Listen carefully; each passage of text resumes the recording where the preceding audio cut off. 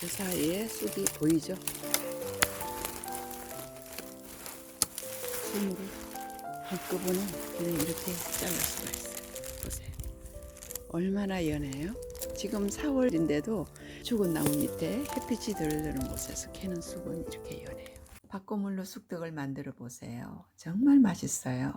무엇보다도 밭은 우리 건강에 좋은 성분들을 많이 품고 있거든요. 팥을 삶을 때는 미리 불릴 필요도 없어요. 그냥 씻어서 밥솥에 넣고 약 3배 정도의 물을 부은 다음에 소금 약간 넣고 그냥 끓이면 돼요. 약 5분 정도 지나면 물이 끓기 시작하거든요. 그러면 불을 최대한으로 줄여주신 다음에 뚜껑 닫고 그냥 기다리시면 돼요. 단지 중간중간에 뚜껑을 열고 한 번씩 저어주시면 되죠. 그러다가 1시간쯤 지나면 팥물은 없어지고 밭은 적당히 물러져 있을 거예요. 이때 자기 입맛에 맞을 만큼의 설탕을 첨가해 준 다음에 나무 주걱으로 볶듯이 살살 저어주면 고슬고슬하면서도 적당히 촉촉한 팥고물이 만들어집니다. 이때 어떤 분들은요, 처음 삶은 팥물을 버려야 한다고 주장하시는 분들도 있는데요. 그것은 정말 잘못된 생각인 것 같아요. 왜냐하면 팥은 일단 독성이 없고요. 안토시아닌, 엽산, 마그네슘, 철분, 비타민 B군 등등 정말 좋은 성분들과 항산화제의 덩어리이거든요.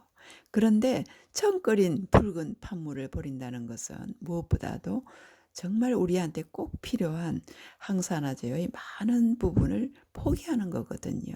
항산화제라는 것은 우리 몸이 녹쓰는 것, 즉 우리 몸세포가 노화되거나 변질되거나 병드는 것을 막아주는 거거든요.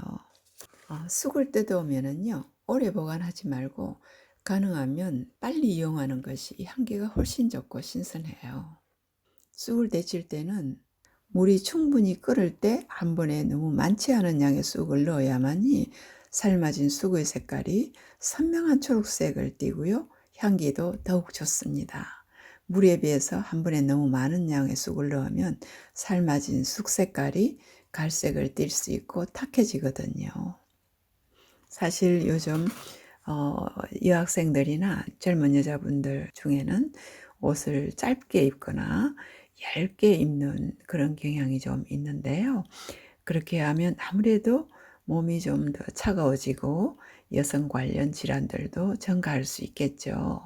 요즘 임신이 잘 안 되어서 고생하는 분들도 점점 더 증가하고 있잖아요. 이럴 때 쑥을 이용해서 다양하게 집에서 음식을 직접 해 먹는다면 많은 도움이 될 수 있겠죠. 쑥이 충분히 익으면은 건져서 찬물에 곧바로 넣어서 풀어서 헹궈줍니다. 2번 내지 3번 정도 헹구면 적당한 것 같아요. 헹궈진 쑥은 건져서 꼭 짜줘야 합니다. 그렇지 않으면 떡이 질어지겠죠. 그래서 쑥을 꼭 짜서 도마위에 올려놓고 잘 드는 칼을 이용해서 짧게 썰어주면은요, 떡에 섞어서 찌을 때 힘이 훨씬 덜 들죠. 이것은 5시간 정도 불린 쌀인데요. 저는 현미찹쌀을 좀 섞었더니 노릇노릇해요. 그런데 현미찹쌀을 섞으면 영양학적으로는 참 좋은데요. 아무래도 떡이 좀 거칠어져서 맛은 좀 떨어져요.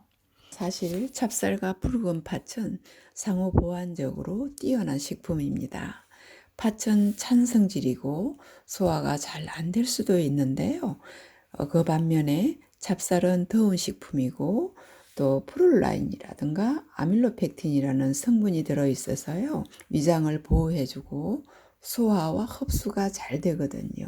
그래서 환자식이나 이유식으로도 좋은 곡물입니다. 불린 쌀로 떡밥을 안 찔 때는요, 쌀이 겨우 잠길 정도로만 물을 부어줘야 돼요.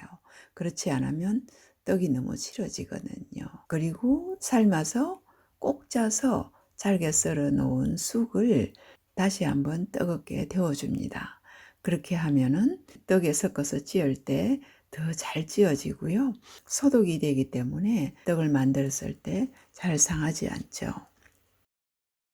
떡밥이 다 되면 적당한 그릇에 쏟아붓고 찧어주는데요. 저는 지금 국수방망이로 찧어주고 있거든요. 이 방망이에 어떤 분들은 참기름이나 들기름을 발라서 찢는다고 하시는데요. 저는 그 향이 너무 강해서 올리브유나 콩기름을 살짝 발라서 찧어줍니다. 이 떡을 찢는 것은 힘든 일이거든요. 그래서 가족끼리 돌아가면서 찧으면은 훨씬 힘이 덜 들고 오히려 재미도 있거든요.